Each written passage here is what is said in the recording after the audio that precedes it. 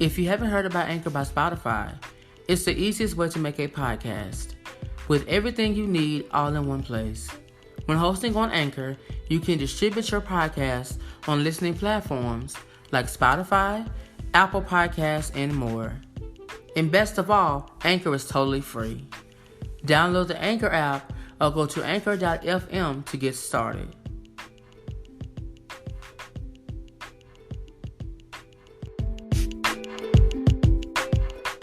What's going on, world, and welcome back to Making It Make Sense with Isaiah, Jasper, and Theo, Season 2. We're back. We're black. And we're melanated. And we're going to keep it that way. Yeah. Hello, everyone. This is Theo from Making It Make Sense with Isaiah, Jasper, and Theo. Don't forget to subscribe, rate, and review us on Apple Podcasts and Spotify. And listen out for new episodes every Friday. Follow us on Instagram and leave us a comment at Making It Make Sense, IJT, or email us at makingitmakesense with IJT at gmail.com. We look forward to hearing from you. Hello, everyone, and welcome back to another episode of Making It Make Sense with Isaiah, Jasper, and Theo. Today's episode is going to be a very sensitive episode. It's going to be a very triggering episode. And we're going to discuss mental health and discuss suicide. And before we proceed with that conversation, Jasper has something to say. Yes. If you guys or anyone out there dealing with suicide or dealing with those issues, there's a suicide hotline, the National Suicide Prevention Lifeline, and the number is 1-800-273-8255. Yeah, so, if anyone is dealing with any kind of mental health issues or suicide, please feel free to use that free hotline. Yes. So 24 hours a day. Yes. There's help out there.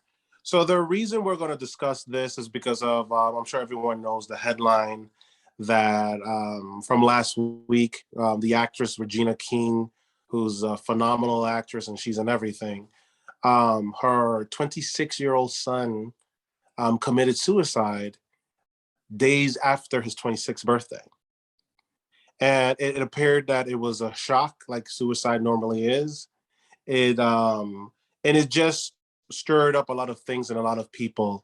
And I know for me personally, it stirred up a lot of things for me personally, and also like, being a little bit more vigilant about the people around me.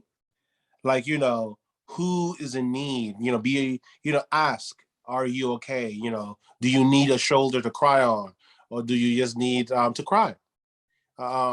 It just made me be a little bit more aware. When it comes to suicide, I don't think, I don't think that I might be wrong. I'm not a mental health professional, but I don't think I am,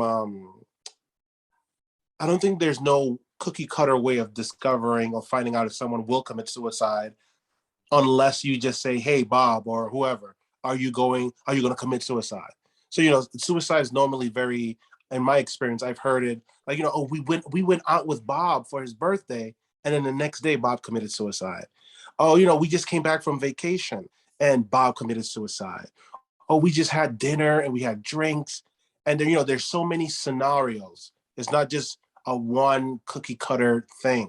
And from my understanding is that this young man, Ian Alexander Jr. is his name, was having a good time a couple of days before. And of course, just like everything in a pandemic, everyone's emotions and anxiety has been going up and down.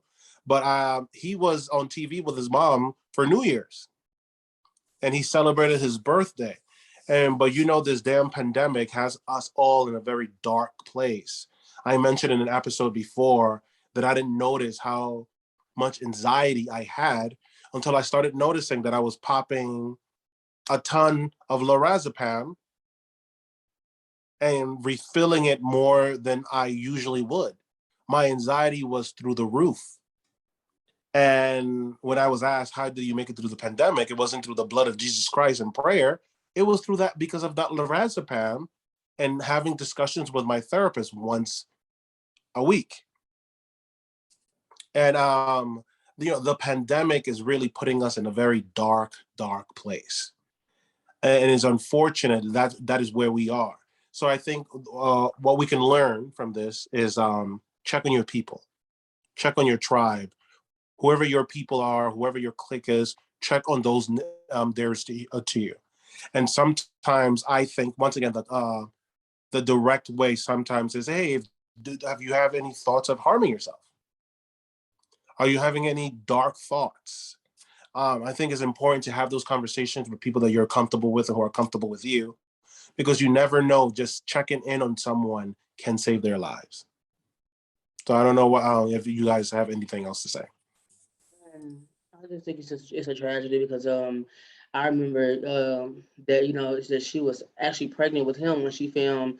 I think Line Between Love and Hate. She was pregnant with her son, and that was her only child. And so, Really? yeah, she was pregnant filming every scene. She was pregnant with that beautiful young man that she created. It just brought me to a place of in my mind when it's a person that's only had one child. Um, it's traumatic, and I feel so.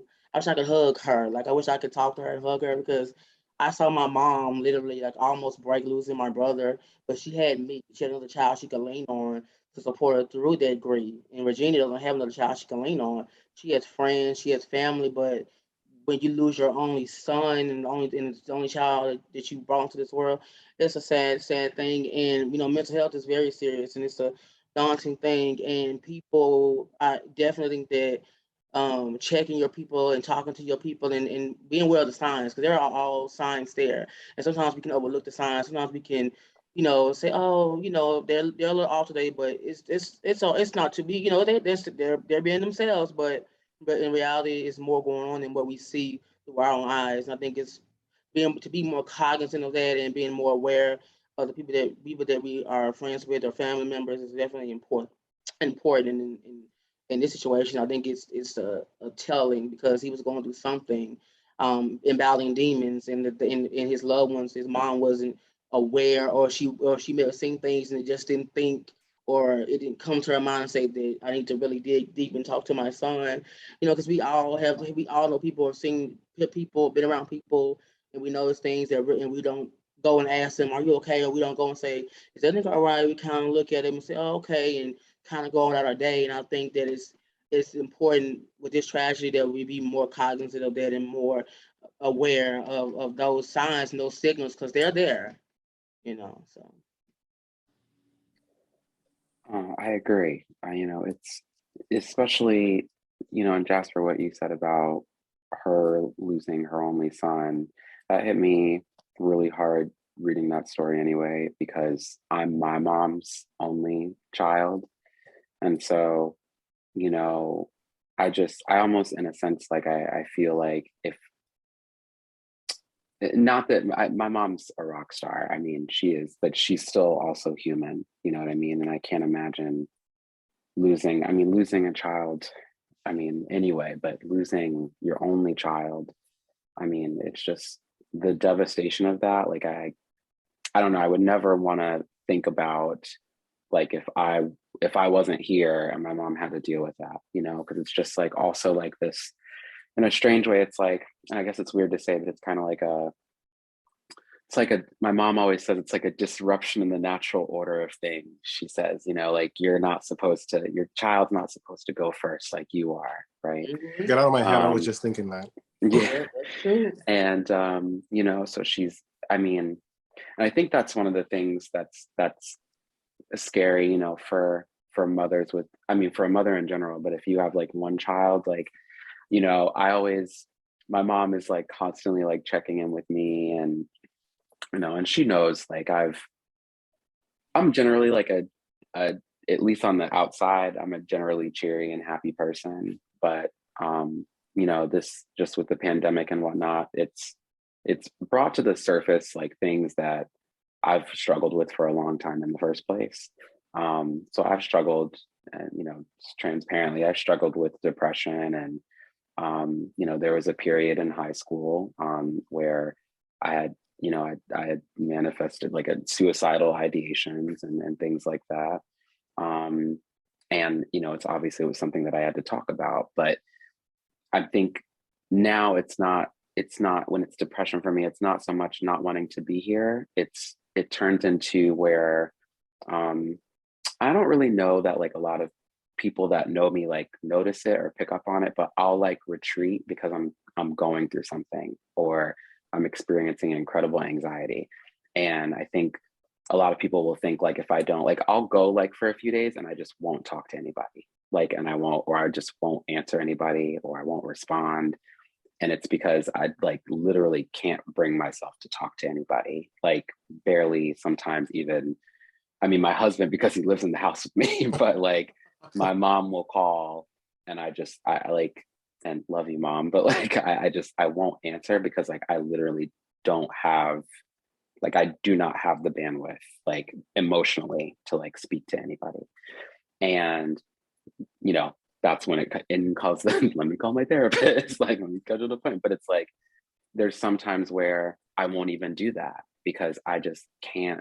It's almost like, and I used to kind of akin it to like, okay, I just need my social battery to recharge, but it's not always that exactly. Like it's like I've over socialized myself, but I haven't over socialized myself. Like I'm depressed, or I've manifested this idea in my head, like, and not to like totally drone on, but like, so for me, my anxiety, the heavy part of it will come in the evening.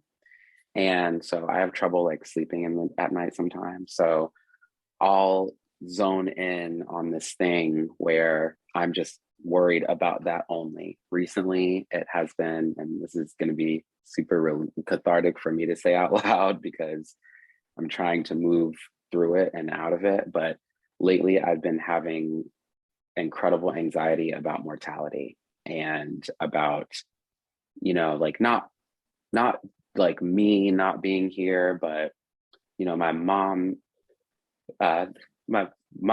not being here, and just like what I'm gonna do and all that stuff. And so it's just it's been like incredibly difficult, and I'm trying to find a way to just have like strength to like move through it and not be in that mental headspace. But like I've just been like exhausted emotionally recently. So I'll just like find ways to distract myself. So socially or with work or things like that. But it's like, it also makes me feel good to lift other people up. So I'll go, oh, okay, this friend wants to talk or wants to, okay, I'm going to just pour all of my energy into that.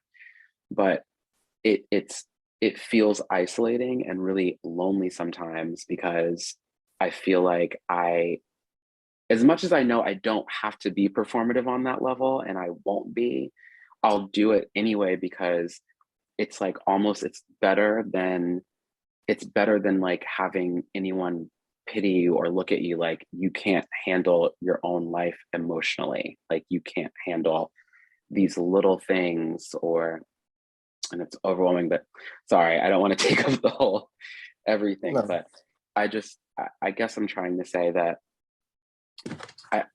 it could have been something where, and God bless Regina King and her entire family and what they're going through right now, because there really can be moments like that where he's just so happy and he's just on this high and he was just enjoying himself and he was enjoying his birthday. But inside you're just going through these incredibly heavy things. And I know we'll never know like exactly what was going on in his head, but it's just like, that's why it's so important to just really try to like understand like that there's more under the surface sometimes than what is like in your face, because you just don't know. And by the way, thank you, Isaiah, for sharing that. Sorry, everybody, I got a little carried away with my oh, thank you. And we support you, and whenever you need to decompress or exchange, I'll take on some of that pressure off you if you need. All right. And you once again, you know my number, you know how to text me, email me. I know I can I reach am out to you here as a guys. support. Just if you just want to, vent or express or emote, like we said before. And but isn't it funny how different people experience depression in different ways? What you just mentioned is that you will isolate. When I am depressed, I want to be around people. And I am, because I normally am a very I want to be chilling in my house. You losers get away from me. uh, but when I'm depressed, I will be around people, and I learn, and I've understood that I will be around people, and I'll still feel alone or a sense of hopelessness. And I will not be, I already eat one meal a day, and I will completely lose my appetite. I will not eat or want to drink a single thing. And I will be around, so that if I will be around my family, which I'm always around my family, and we're always doing something social and they're always eating, I will not be eating or drinking anything, which is weird, but it's just the way I guess the chemicals in my brain work for my depression. And I remember also when I was in high school, I had some suicidal ideations because I just felt so overwhelmed by the pressure and, the ups and downs of high school, learning all that stuff. And I was just like, it's just better. I was, I don't know if I mentioned this. I used to take Accutane because I used to have very bad acne. And I was coming home from an audition. I was over in Columbus Circle. And the A train passes on Columbus Circle. And I was taking the A train to go home to 47th Street. And a voice, as clear as day, told me, Theo, jump in front of the train. And I was like, no. And then the voice just said, jump in front of the train. And then I went home and I was sitting in the dark. And if you know me, when I was that age, when I was younger, I used to be afraid of the dark. So me sitting in the dark, it wasn't a normal thing. And I was crying. And my mom came in and she said, what happened? And I had to, and I just, thank God I said something instead of acting on it. And I told my mom, I want to kill myself. I wanted to throw myself in front of the train. And my mother was like, We called the doctor and we told the doctor, and the doctor told us, take him off that Accutane, because those are one of the symptoms on the from the Accutane. And whatever teenage angst I was going through, I think that acne medication enhanced what already was in underneath and brought it to the surface. And trust me, that sense of feeling hopelessness, that feeling of isolation, or that feeling of just not knowing if things are going to be okay, or having a big question mark, is real. And I think the best thing that we can say, that I would say to someone, is there's always hope. There's always light on the other side of whatever it is that we're going through. But first we got to go through it in order to access that light. There's always nothing, darkness doesn't last forever. Unless you're in Alaska, where the darkness lasts for like 6 months. Or God, who could live there? can you imagine living there? My God. And I think because of that, certain parts of the world, mental health issues and depression and anxiety are elevated because of nature, because of lack of light, and all these things that impact us chemically and in our minds. Can you believe I wanted to go to college? And at one point, speaking of seasonal depression, which I'm sure you guys have, I definitely have seasonal depression, but I used to want to go to college in Seattle, which, I mean, God, it's not funny, but I probably wouldn't be. Vampires and demons live in Seattle. They love the weather. The creepy weather. Yeah, for no damn reason. Yeah. No, but I can only imagine being a child, a parent of an only child, and just that child just not. There are no words. And not that I forgot, you brought it up, Jasper, about your brother. Like, the hole that your mother has in her chest and her heart is everlasting, and there's no filling that hole. No. Because you have half of your mom's heart, and I'm sure the other half belonged to her, and then the other part, whatever other part that part belonged to your brother, and then the other part belonged to Jesus Christ, because she's a God-fearing woman. And but like, there's no replacing that. There's just, and I cannot think, and there are no words. I'm at a loss for words on how a parent feels losing a child. When someone who witnessed when their parent go through the process of dealing with losing a child, is definitely it was hard. Watching my mother cry.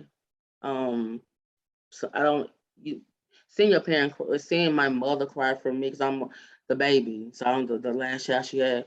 It was hard. Watching her. Trying to be so strong and trying to keep herself strong for me was hard to watch, because I didn't want my mother to break, and I watched her hold herself together each and every day, trying to move forward in life and trying to just be as best she can be without my brother, because that was her first child. Before it was me, it was him. They were together. Yeah, it was him and her, so they had this bond before I came into existence, and so it shattered her world. So I had to be there for her, and when I heard of Regina's son, I'm like, oh my God, she don't have. That's her only baby. Like, she doesn't have a son or a daughter that she can go and lean on and cry on their shoulders, and they can talk about and understand her pain or understand the hurt she's going through, because they share that common bond of loving this person. And so it's just sad, and It's just deep. a hurt and pain, because like you said, they never heal from it. The wound is always there. They can move forward in life, but the pain of the loss, the sadness is there. It never goes away. And And anything triggers it. yes, Losing a parent, anything triggers. oh It yeah, could be a smell, it could be a memory, it could be yes, clothes, it could be a music. Anything can trigger, and that will happen to her if she lives to be 110 years old. oh That yeah. will happen to her for the rest of her life. Oh yeah, any little thing. She could just think about his favorite color, or his song may come on and just immediately trigger an emotion of sadness or even anger. There's all kind of emotions that are triggered. And it's something she would deal with for the rest of her life. And I just pray for her strength, and I pray that she has a good support system that uplifts her, that stands by her, that is there for her in this time, because Because she God needs knows it. she needs it.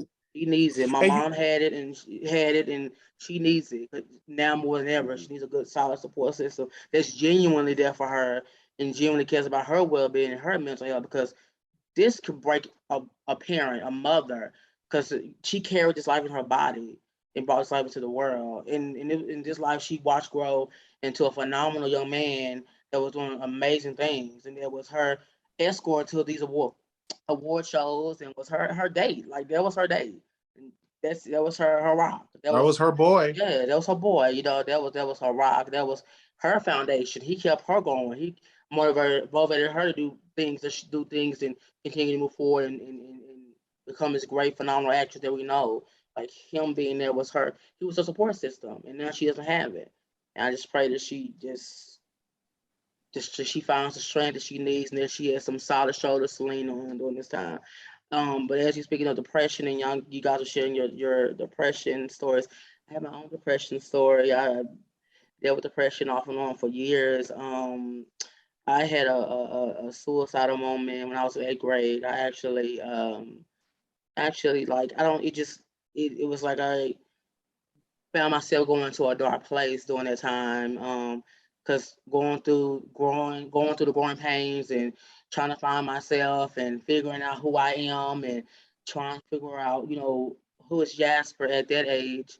I just felt like I didn't want to be here anymore. And so I remember that it was it was on Saturday evening. I remember going to the kitchen, getting a knife, going in my room, closing the door, locking the door, and sitting there with the knife to my stomach, and just like, okay, this is how I'm going to end my life tonight, and this is how it's going to go.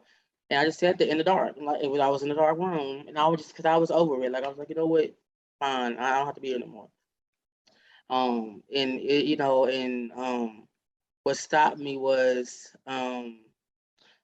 God, like God literally like stopped me from really making a decision that probably would have destroyed my mother, because that would have been, because now years later my brother's not here, and if I would have took my own life, she had nobody.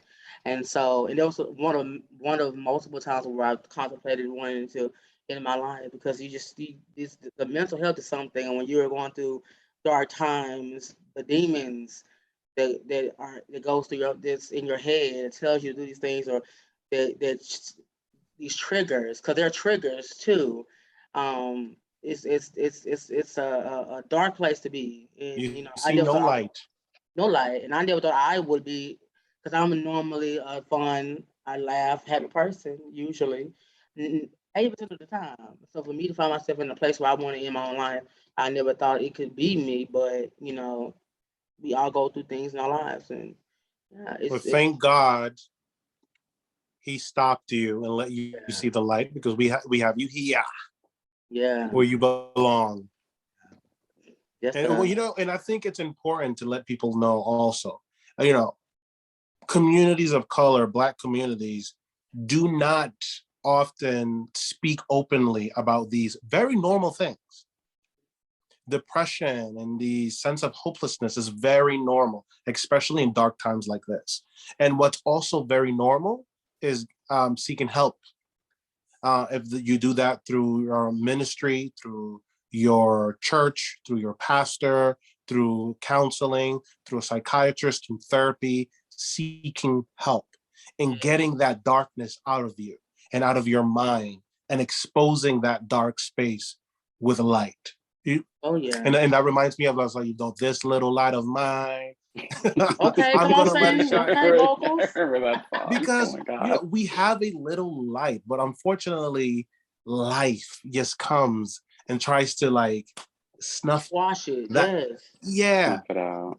but utilize the other lights around you. And once again, that darkness feels like bricks on your chest. Oh yeah. But It's hard. if you access the lights around you through mental health, through spirituality, through religion, through pastors, ministers, deacons, whoever around you that can help you see that light, please, people, use it.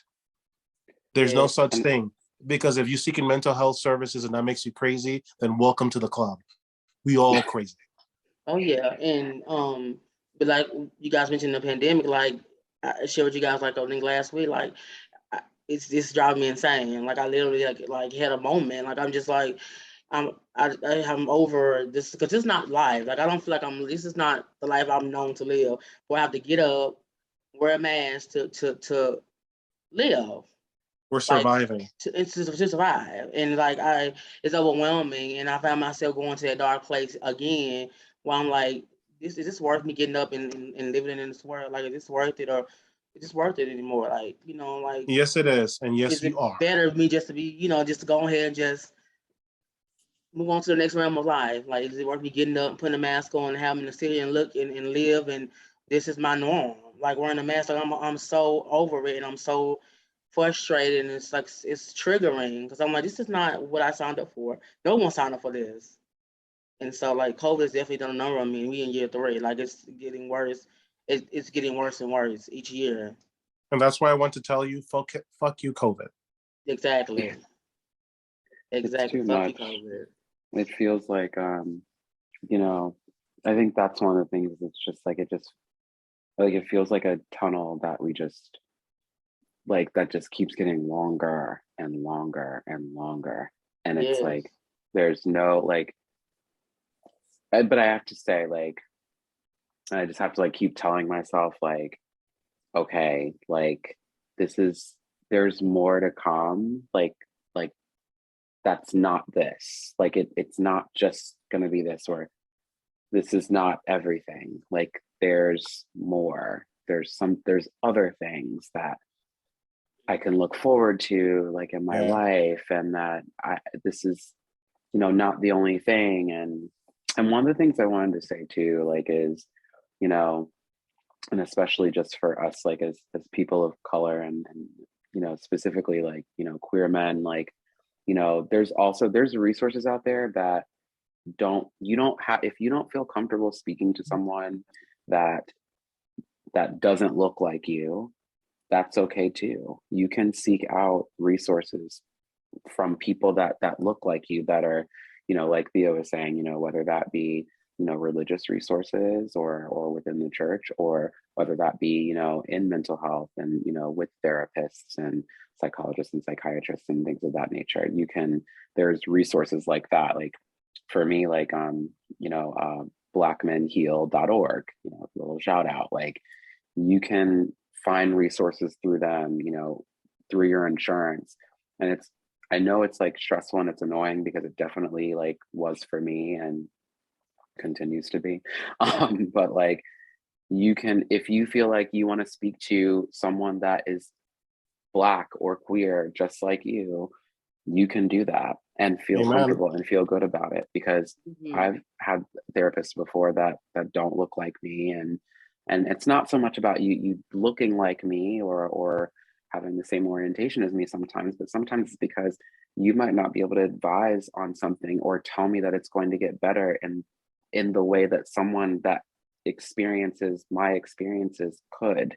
You know what I mean? Like it might feel, I personally just feel less, I feel more understood in that sense, because there's unique struggles even mentally for us, because I mean, there are things that occur to us, or that we experience and that we feel. The weight of things that we feel in conjunction with the things that everyone is experiencing, especially now, it feels like there's an elephant just sitting right on top of you. Like the amount of things that run through our minds and that we think about, that non-people of color like don't come to your mind, because maybe it's just something you've never had to think about. But this is Like also a the preference, anxiety. what you're talking about. That's a preference. Yeah. I prefer someone who has these list of things and also happens to look like me and experiences the world in some aspects, in the same aspects as me. So it is a preference for sure. And that's okay. And for me, that's my personal preference. I remember a time where it's not that it didn't matter to me so much as maybe I didn't have the wherewithal or the comprehension to understand that it was going to be more effective for me. Yeah. Preferably, or preferable. And it's not a one size fits all either. Because I went, I'm a liar. I've been seeing a therapist since I was 9 years old, not 12. Yeah. Because I was severely afraid of the dark, that I was like, I saw Freddy Krueger in there. I'm severely afraid of the dark. I would pee on myself. I was so afraid. So I was, and I discovered that mental health is not a one size fits all. A therapist isn't a one size fits all. So something that might work for my brother or my son or whatever may not necessarily work for me. So it's just like trying on outfits in the store. You have to find the pants and the outfit that fits you, that makes you look good, makes you feel good. And therapists are like that as well. Therapy is like that. This minister might not be for you. This psychiatrist or this therapist might not be for you. You feel free to try another one and try the variety of preferences that are out there. You don't necessarily have to do what other people have done, or you don't necessarily have to do what's been recommended to you. You have to do what feels right to you mentally, physically, and spiritually in order for the work to get done and for you to see that light. Yeah, because I had two different therapists. I had a therapist in elementary, and then I had a therapist through middle school. And I'm actively looking for a new therapist. Just started looking last week. I'm like, yeah, I need to get some therapy going, because get into it. Talk to somebody, because I encourage therapy. I'm an advocate for therapy because it's definitely helped me. Instead of you guys talking to someone that does not know you, that does not have that's not going to judge you because they don't know you. They're there to listen and receive what you're saying and help you understand and get to the core of what the problem may be, or what may be your trigger, what may be your emotional center of the issues that you're having. So I definitely encourage you, and I'm definitely going to get back into therapy. So Therapy is like maintenance on your car. I can see a therapist once a week. And it's like yeah, maintenance. I change my oil, I get my tires rotated, I decompress, get some cleaning, get a car wash. It maintains this body, this mind, this vessel. It's important to do. And once again, the therapy can come in whatever shape or yeah. form you feel comfortable. Just make Mm-hmm. sure you put yourself in that path, access that path, and just release that darkness, get that darkness out of you. I Yeah, don't get think we were out. meant to hold on to that darkness because we are light. Find the light, y'all. It's right Right? there. Y'all see it? It's on my face. Find that Yeah. light. And we have to, and just check on each other. And you two motherfuckers, make sure I'm gonna make sure I check on you as well. We have to practice what we preach.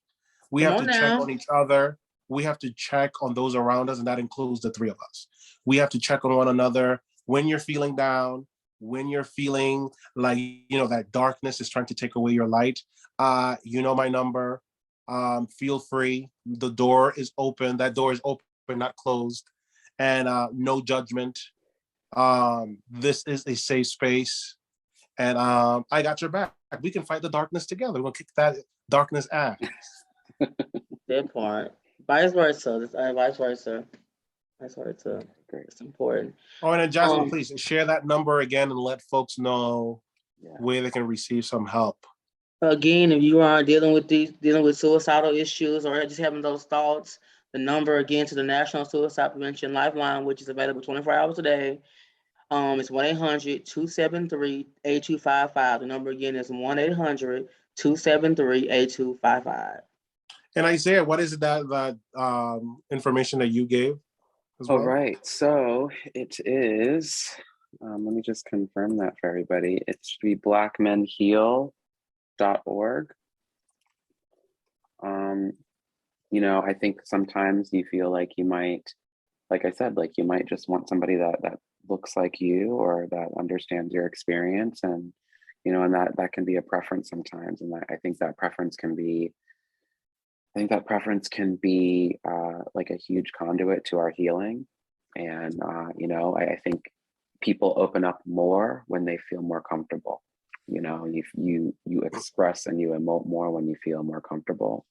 I know I definitely have, therapy earlier in life. There were things that I didn't share that I probably should have. And once I realized why I didn't share them, or some of them, I went, okay, so I have to fix this. I have to find a space where I do feel comfortable sharing these things. Otherwise, I'm not going to figure it out.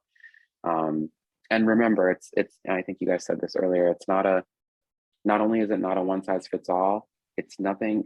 There's things that they don't just get fixed overnight, and you might not feel better right away. It's important to keep at it and to keep going. You guys heard my little fall apart moment, like you can do the work and then still realize there's more work to be done. And it's sometimes it's lifelong, and it's okay to sit in it as long as you're aware of that. You have to keep working on it. And don't give up and don't give up on yourself. It's hard. It's not easy, but you don't have to do it by yourself. I think sometimes. And Isaiah, we get in that. Don't give up on yourself, and you don't have to do it by yourself. Oh, I can't. Listen, Jasper, Angela, don't you give up on yourself, and you don't have to do it by yourself. And shout out to all the mental health professionals out there, all the therapists, all the social worker, all the psychiatrists. Thank you for all the hard work that you do. Our condolences go out to Regina King and her family, and all the other families who are not celebrities, who mothers and fathers and brothers and sons and daughters have taken their own lives. One can only imagine how deep in the pit and darkness you must be to feel like you don't belong here. And for those who are contemplating, just know that you belong here. You are a light. You are needed, and we send the light that we have towards you, or wherever you are. Until next time. Yes, find the light, y'all.